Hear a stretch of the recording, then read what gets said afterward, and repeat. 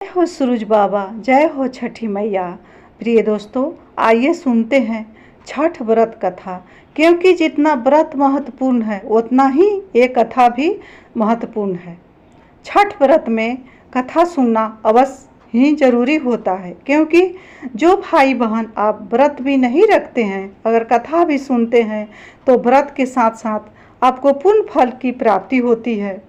वैसे तो कार्तिक मास के शुक्ल पक्ष की चतुर्थी तिथि से छठ पूजा की शुरुआत होती है, लेकिन छठ पर्व में षष्ठी तिथि सबसे महत्वपूर्ण मानी जाती है। इसमें सूर्य देव को अर्घ देने का महत्व है। छठ पूजा के तीसरे दिन सूर्य देव को अर्घ देने के बाद इस व्रत कथा को अवश्य ही सुनना चाहिए। आस्था का महापर्व छठ खास तौर से दिल्ली, बिहार, झारखंड और उत्तर प्रदेश में मनाए जाने वाला एक प्रमुख पर्व है। 4 दिवसीय पर्व सूर्य देव और छठी मैया को समर्पित होता है। छठ पूजा का धार्मिक और सांस्कृतिक दोनों ही दृष्टिकोण से बहुत महत्व माना गया है। छठ पूजा की शुरुआत कार्तिक माह के शुक्ल पक्ष की चतुर्थी तिथि के दिन नहा खाए से होती है। यह त्यौहार 4 दिनों तक चलता है। छठ पूजा के दूसरे दिन खरना का परंपरा मनाई जाती है। छठ के तीसरे दिन यानी कार्तिक मास के शुक्ल पक्ष की षष्ठी तिथि को डूबते सूर्य को अर्घ देकर छठ पूजा की जाती है और छठ पूजा के चौथे दिन सप्तमी तिथि को उगते सूर्य को अर्घ देने के साथ छठ पर्व का समापन हो जाता है। आज यानी 7 नवंबर को छठ पूजा का तीसरा दिन है और इस दिन सूर्य देव को संध्या अर्घ दिया जाता है। मान्यताओं के अनुसार छठ के तीसरे दिन डूबते सूर्य को अर्घ तो दिया ही जाता है, लेकिन अर्घ देने के बाद शाम में व्रती महिलाएं व्रत कथा का पाठ अवश्य करती है या सुनती है।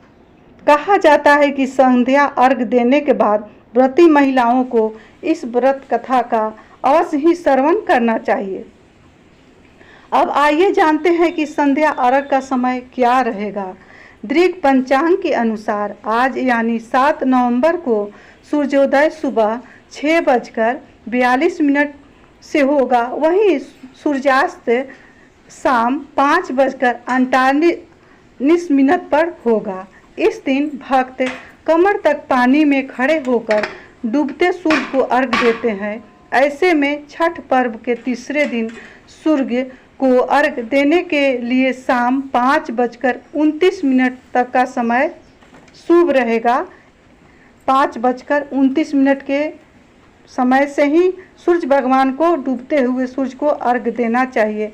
प्रिय दोस्तों, अब सुनेंगे छठी मैया की व्रत कथा, क्योंकि ये बहुत ही पावन पवित्र कथा है। इसको बहुत ही श्रद्धा भक्ति से पूरे सुनिएगा। अगर किसी कारणवश आप व्रत नहीं भी किए हैं, इस कथा को सुन लेते हैं तो आपको व्रत का पूरा फल प्राप्त होगा। अगर कोई कामना है, उस कामना को लेकर के सुनते हैं तो छठी मैया अवश्य ही पूर्ण करती है। तो इस कथा को पूरे सुनिएगा, क्योंकि आधा अधूरा सुनने का गलती नहीं करिएगा। आधा अधूरा सुनने से आपको पाप भी लग सकता है। कथा अच्छा लगे तो वीडियो को लाइक करिएगा, चैनल को सब्सक्राइब करें, बेल आइकन को प्रेस करें, जिससे मेरे वीडियो का न्यू नोटिफिकेशन सबसे पहले आप सभी के पास पहुँचे। कमेंट सेक्शन में जय छठी मैया अवश्य लिखिएगा। छठ पूजा से जुड़ी हुई एक पौराणिक कथा के अनुसार राजा प्रियव्रत से जुड़ी हुई मिलती है। इस कथा के अनुसार किसी राज्य में प्रियव्रत नामक का एक राजा हुआ करता था। राजा और उनकी पत्नी मालिनी हमेशा परेशान रहते थे, क्योंकि उनकी कोई संतान नहीं थी। उन्होंने संतान प्राप्ति के लिए बहुत से उपाय किए, लेकिन कोई नतीजा नहीं निकला और वे निसंतान रहे। एक बार राजा प्रियव्रत और उनकी पत्नी संतान प्राप्ति की कामना के लिए महर्षि कश्यप के पास गए और कश्यप ऋषि से बोले कि हे महर्षि, आप हमारी समस्या का समाधान करिए। हमारी कोई संतान नहीं है, कृपा हमें संतान प्राप्ति के लिए कोई कारगर उपाय बताइए। राजा प्रियव्रत का दुख सुनने के बाद महर्षि कश्यप ने संतान प्राप्ति के लिए राजा के यहाँ भव्य यज्ञ का आयोजन करवाया। महर्षि कश्यप ने यज्ञ आहुति के लिए खीर बनवाने का आदेश दिया। फिर महर्षि कश्यप आहुति के लिए बनाई गई खीर को राजा प्रियव्रत की पत्नी मालिनी को खाने के लिए कहा।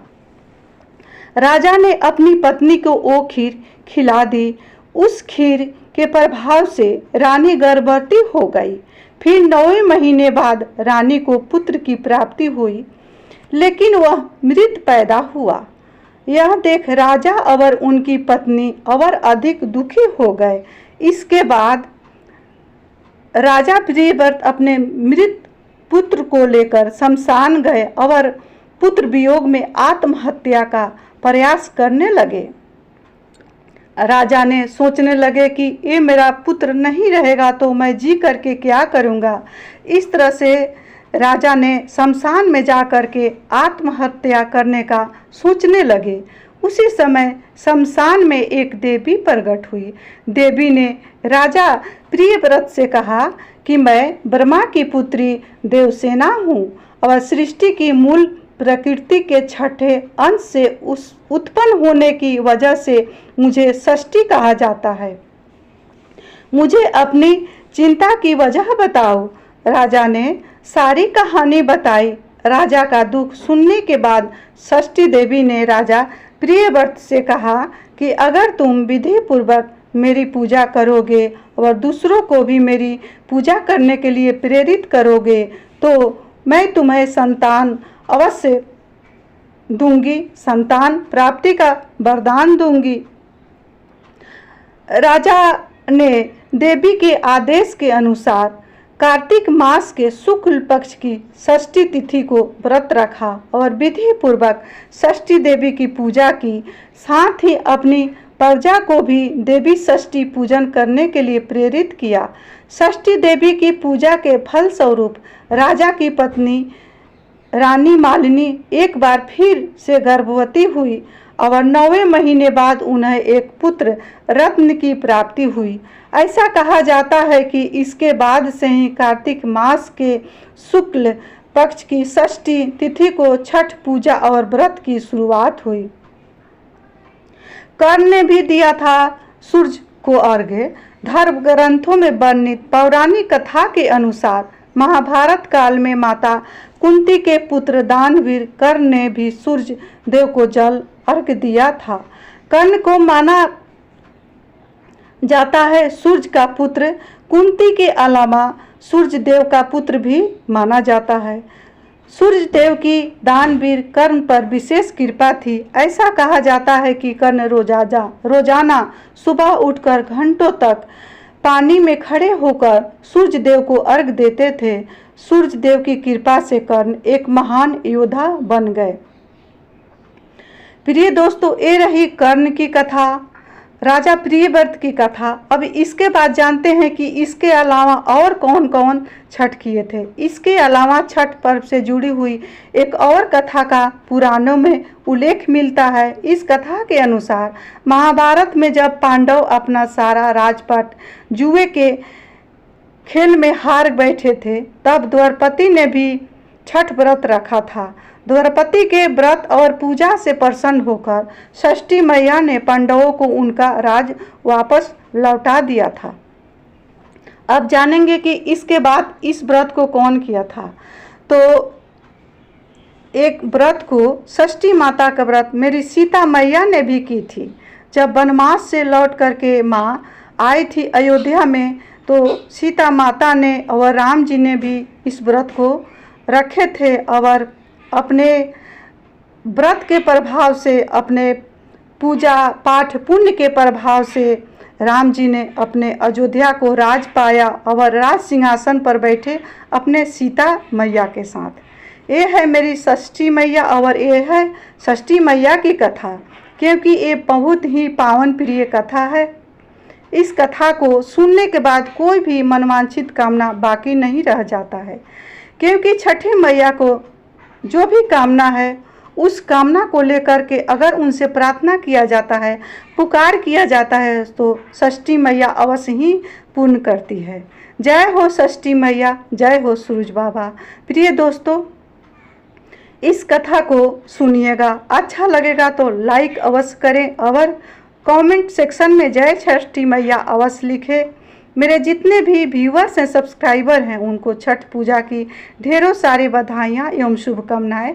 छठी मैया के पूर्ण कृपा आप सबों पर बना रहे। आप जहाँ कहीं भी रहें, स्वस्थ रहें, खुश रहें और खूब मस्त